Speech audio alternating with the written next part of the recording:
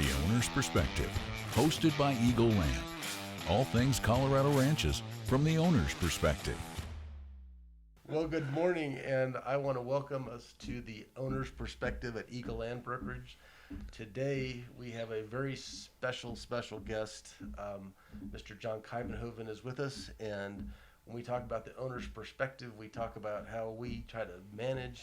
We look at properties from an owner's perspective, and so today, we have an owner, and our job today is to get his perspective.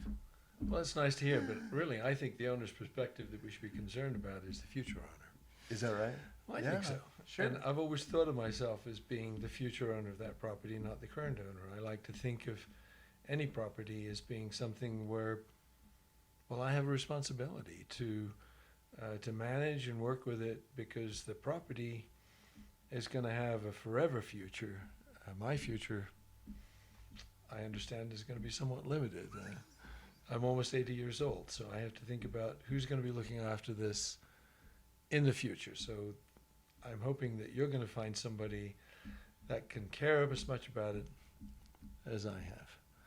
And we'll look forward to enjoying it. I previously owned a great deal more than this, and I was able to find a really good future for all of that property. This is the piece that I saved for myself, and it's definitely the jewel. Yeah. Yeah, it's beautiful. It's really beautiful. I know whoever gets it is going to be very, very happy. Yeah. Well, let's talk about that a little bit. John, a number of years ago, purchased a much larger ranch, and this ranch that he purchased is now the current home of the Cornerstone Golf Club. Correct. Yeah, which is at one time was rated in the top 3 golf courses in the country. And as you drive right through the front gate of the golf course and go in about 3/4 of a mile, Something like that. yeah. You veer off and you head to the piece that John retains. So why that piece, John? Well, a lot of reasons, but it needed to be, from my point of view, it needed to be perfectly positioned with respect to the development that was going to go forward after I sold this property to the Hunt family for the development of the golf course, which is a Greg Norman course, and I think probably the best course he ever put together. And the beautiful stories about how we put all that together. But it was about 7,000 acres originally. Took a long time to get it all sorted out. There were a lot of cross fences, a lot of arroyos, a lot of overgrazing.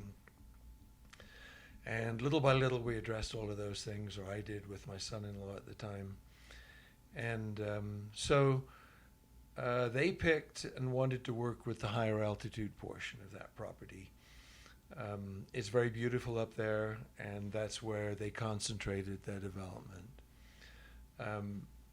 I preferred this lower altitude portion partly because we only have 2 or 3 feet of snow in the winter rather than 20 feet of snow. That's a real benefit. It's closer to town, it's closer to the paved road that comes into the property, but it's got the fabulous views. And that's always been something that's been important to me. So, yeah, a lot of other things. We're surrounded by the open space that was associated with the previous development, so that gives us a lot of buffer, privacy. The hunting is beautiful on this property. Climate is great. My intention was always to live on this property myself, and I'm still working towards that. So it's active. I mean, each year I move the ball forward as far as caring for the property and not developing it, that's a bad word, but preparing it in ways that I think will keep it, really relevant to anybody who owns it. So, yeah, I could talk forever, but ask me another question. John could talk forever, so Sorry. it's a gift. Though, I have to tell you, a couple years ago, John came into the office and we were talking about the property, and it had just, time has gone on, and it was as John's kind of worked on the property and thought about it, he said, I think I'm going to put it on the market, Joe, and let's talk about what we need to do to market the ranch. So we went up, looked at the ranch, and I just said, John, the roads just need to be kind of improved. We need to be able to do the showing properly and so forth. And so this conversation, and in my mind, I expected John to get a grader and go grade a few roads. and a few hundreds of thousands of dollars later, John said, hey, Joe, let's get up and take a look at the property. And John has just done a masterful job of building, 7 miles of roads in that range? We have to check. It could be 7 miles, but they are nice. I mean, it feels good when you drive around up there. It really does. Well, we talk about Ranchex and what we do to help build ranches and to take them to a new level. And I feel like I have to go to the sensei and say, okay, I've been a little bit schooled today, because John has gone in and gone to a whole different level of preparing a ranch for the market, and has just done a beautiful job. So why don't you just thank you give for me the compliment. But yeah, no, I mean, I don't want to kiss up to you, but we're on a podcast and people are looking at me. Oh, okay. Yeah, fair enough. It's been great fun, and it was necessary to think past where it was. You own something, and it becomes something you're familiar with, but you need to kind of see past that and say, well, we've got this 40 acres over here, we've got 100 acres over there, which we're perfectly happy to hop on a quad or a four-wheeler, or whatever you guys call it, and run up there and take a look at it. But that's not necessarily convenient. And people who buy properties like this these days, well, let me change the subject slightly. I've lived up here for almost 30 years, and in this area. And it has taken, in each case, the various places that I own and love, it's taken years to develop each one to a point where I find it usable. Get a pond over here, get an access over there. And people just don't have that kind of time anymore. You'd like to buy something that's ready-made and ready to go. And that doesn't happen overnight. And if you buy raw land, and if you're a buyer, whoever we're talking to here, and you think that running out west and buying a nice big piece of property for whatever price you pay for it means that when you get there you can use it, think again, buddy. It's not that simple. You've got to put in utilities. You've got to prepare it in such a way that it becomes usable to you. Otherwise, you just own a lot of land that you can't use. And so having somebody with experience who can get in there and get it all ready for you, so that really all you have to do is choose, where's my home site going to be, and then say, well, how and where am I going to hunt, and how and where am I going to send my guests, and how are we going to play with this, and how are we going to use ATVs or whatever it is that we want to use to make it enjoyable and fun. If it's ready for all of that, I just saved you 5 years. Oh, yeah. At least. Oh, yeah. No, and I think that's an understatement, John. I think the idea of somebody buying a ranch, and I say this many times, they get in there, and by the time I'm done with the showing, we're going to do this, we're going to do this, and do this, and I'm like, you might want to just take a pause and really get to know the land. I mean, it's like a living, breathing instrument here, and there's ways the animals travel, and there's peaks and there's valleys, and I think one of the neat things about that property is you spent so much time on it, kind of thinking about it, that now that these roads are developed, there's just been a lot of intelligence in why things are done. And one of the things I think is really neat is just the access to the property as you get there. It's just kind of fun, yeah. Yeah, it's fun. You either go in and you punch your code, and the gate opens, and you drive through this, beautiful golf course to get to the ranch, or you make a left about a quarter mile before the ranch. That's true. Go in the back door. Yeah, in the back door, and you can come in the backside, and nobody knows you've shown up, and you just pop over the hill, and you're under the ranch. To me, I think that's one of the coolest things, that you have this, it's like this, what was it, Donnie and Marie, where they say they got a little bit of country, a little rock and roll. So you got that kind of on the ranch. You got this, you got this really pristine entrance, or you got this back door entrance, and you can build just a luxury home, great views, with just incredible solitude. And you have the hunting aspects, all these great things of Western Colorado that we have with hunting and being in Unit 62 where you can buy a tag over the counter. Right. Or if you're not part of the golf course, well, kind of explain that to me. Okay. So the development, which is called Cornerstone, the name I don't find very appealing. I'm sort of used to it. Why they picked Cornerstone, that's another John's story. not opinionated. You had a bunch of city folks that bought that development, and I don't think their vision was a good vision. And frankly, I'm not a great fan of golf, but it's a truly remarkable golf course. It is as though you dropped a jewel into all of this otherwise raw land, and the edges of the golf course are basically PJ and pinyon juniper and sage and rocks and boulders, and it's quite amazing. But so they developed everything around golf, and so if golf appeals to you, Cornerstone has an amazing golf course. And then they put some real estate around the golf course and sold individual lots, and are still selling individual lots.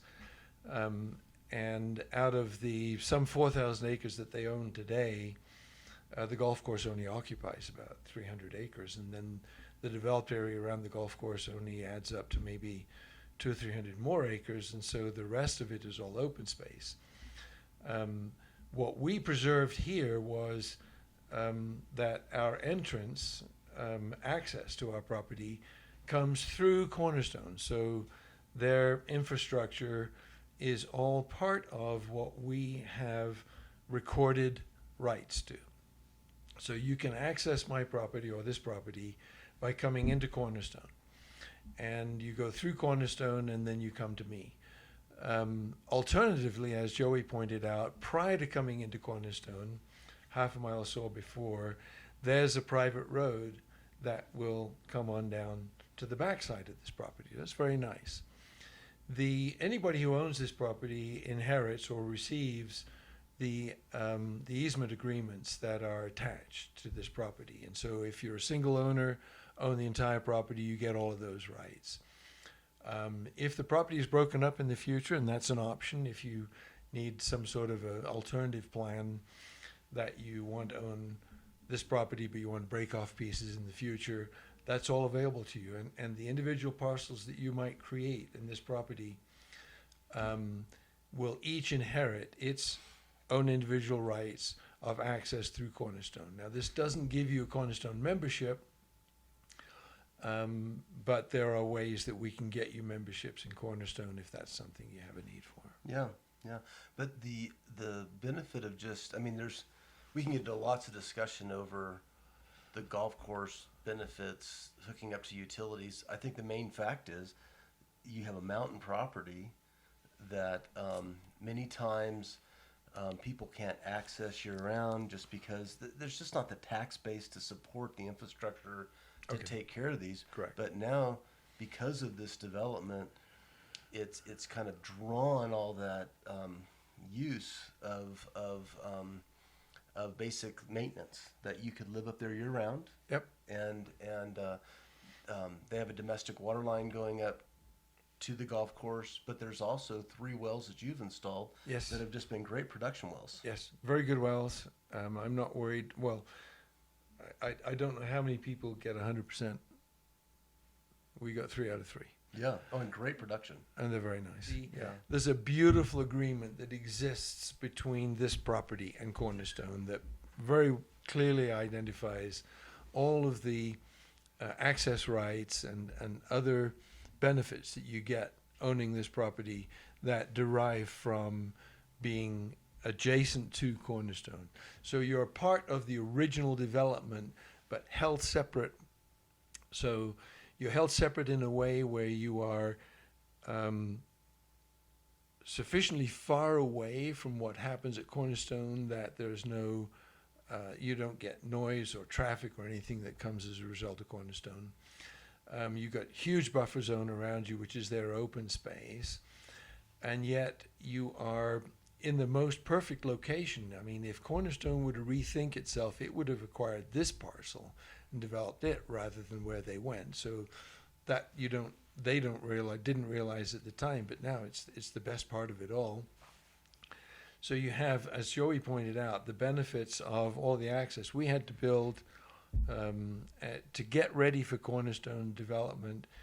We had to bring 15 miles of road development and paving to get to that location. Wow. We're at the lowest elevation. We're at the 7,800 foot level, I believe, something like that, between 7,000 and 8,000 feet instead of 10,000 feet. We are, believe it or not, 20 minutes from town, more or less. And yet you couldn't be any more private if you were 5 hours from town. Wow. So the Cornerstone, I think, is a huge benefit to us, and we have no impact on Cornerstone. That's the uniqueness of it. But in and of itself, the property is very beautiful. So we kind of start through these irrigated meadows that are really early irrigation water that are coming off the mountains. It's runoff water, and they're kind of sub-irrigated.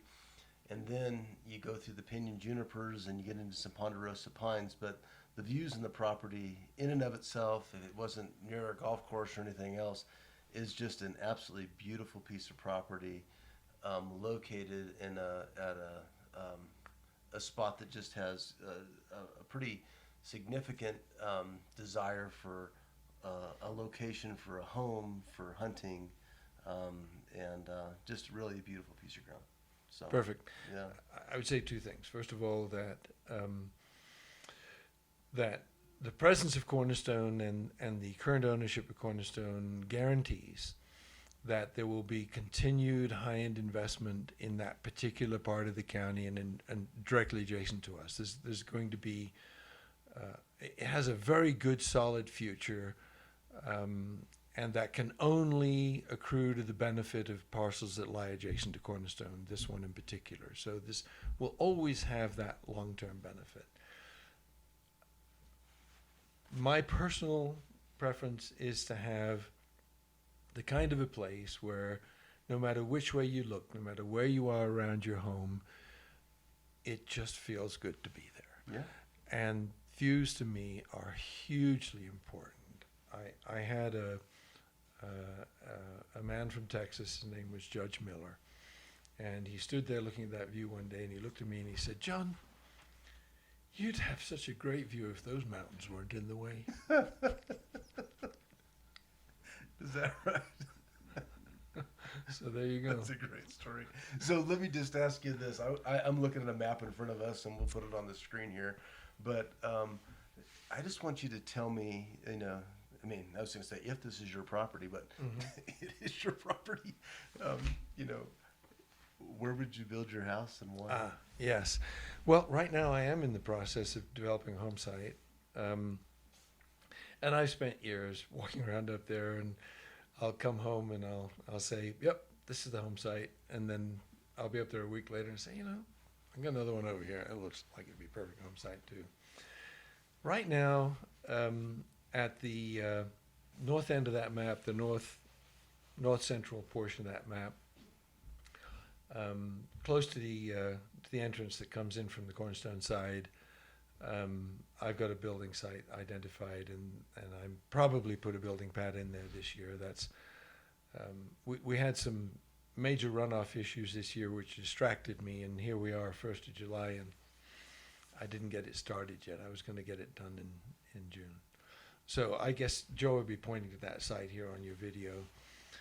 It's got a view across a meadow that just blow your socks off, and those lovely mountains which currently still have a lot of snow on them, so it's beautiful. The pictures in the brochure and the pictures that you might have on the web, they're pretty cool, but you got to see it for real. Oh, yeah. It's a nice spot. It's got utilities literally within 1,000 feet, and we don't have a well there, but we've got a spring that's right close to that. And there are a couple more building sites within a couple of 1,000 feet of that spot, which Joey can point to also. But Yeah, Well, the this is views where and the you're- access at that point are great. This is where you're supposed to ask me, well, Joe, where I would do. you build your house? Oh, well, Joe? Well, okay, John, I'll answer that question. Yeah, Joe. So Where would you build your house? when we were up on the property going through Yeah. the roads, I remember a Ponderosa knob, which is, I'll point out, in Brittany Old broadcaster. Okay. But it's kind of in the same general location as John, but I was kind of at a different spot just because I wanted to be next to a couple Ponderosa trees, and I think John's probably in a safer spot than where I was going to put my house, but but it was because I think it's I know really what you mean, wise. actually. Yeah. No, it would be a very good choice. Yeah. However, Joe, what I haven't shown you is a couple of magical places up here, okay? And they're not, you don't drive to them. You have to know where they are. And very close to the spot that I've got picked out is a real magical, mystical spot, a little draw that sits about 30 to 40 feet below the regular terrain level, and it's spring fed, and it's just year round in the heat of summer in August when everything else is baking. It's nice and cool and quiet down there, and there's wildlife down in there, and that'd be your back door for that building site that I got picked out. I'm not sure I'm quite ready to show that to you. It's a bit of a secret. You are the sensei. But, whatever you say. Okay. Pretty cool. Well, What's next? before we're done, Yeah. I do have to tell a story. All right. So I've known John for 23, 24 years, and one day I got a phone call from John, and he had gone elk hunting with his son-in-law. You're not Remember gonna tell that? this story. Yes, Please I am. don't embarrass No, me this with is this story. this is a fun story because John called me and he said, "Joe, it's been a couple years, and my son-in-law and I went hunting, and we shot a couple cows, and just I want you to give me the process of how to process an elk, and then you just give me some instructions." So John's an engineer, and so I gave him very detailed instructions, and John read the instructions back to me, and I said, almost like word for word what I said to you. You took very good notes. And so I got off the phone, and Michelle said, "Who's that?" And I said, "Oh, John Kuijvenhoven." And they shot a couple elk, and I had to give him some instructions and what to do. And she says, "Well, what are you doing?" I said, "Well, I'm getting my bag." And That's right. she says, "What for?" And I said, "Because my phone's going to ring in a few minutes, and they're going to say, 'Hey, Joe, you hungry?'" And so my phone rang, and it was John saying, "Hey, are you hungry?" And pretty soon I went up, and we helped take care of a couple elk, and it was a very fun story. I remember that so well, and I think I couched it in terms of, well, I think I can handle it, but Brian needs some help here. Well, what happened is, because you're the competitive nature you are, you said, "Okay, how long is it going to take you to take care of this elk?" And I said, "Probably less than 5 minutes." And you said, "Okay, go." And you actually timed me. And so I beat I was quicker than the time. And I remember that you said, I said, "Well, you want me to do the other one?" You said, "Oh, no. This is Brian's job." And I said, "Well, what are we going to do?" And he's like, "You've done your job. Let's go eat." And so about an hour later, Brian came in with blood head to toe. But that's interesting you point that out. And I'm not surprised you remember it because you told me a couple of times lately. But I remember that so well, and every time I got an animal now, I just go through Joey's process. I remember it so well. There's a part about it that I don't really put on the video, but the little part where you got to go around the bunghole, But I still remember it, and anytime I got to an animal, it's just Joey's just fixed in my mind. Yeah, Joey in a bunghole. That's. I didn't mean to bring that up. I apologize. Okay. It's okay. But it's a very important part of the deal. You started the bunghole. Yeah, that's what you do. So, well, John, I want to thank you for taking the time. And this is the Owner's Perspective on Regal Land Brokerage, and we thank you for joining us. And if I could say one thing, anybody would be really, really happy to own and enjoy that property. It's a beautiful place. It really is. Yeah. I hope that, and we'll never abandon you. As long as we're around, and I can say the same thing for Joe, you can always count on support from us. If this is where you want to be, we'll try to make you happy. Absolutely. Thanks, John. Thanks, Joe. All right. Later.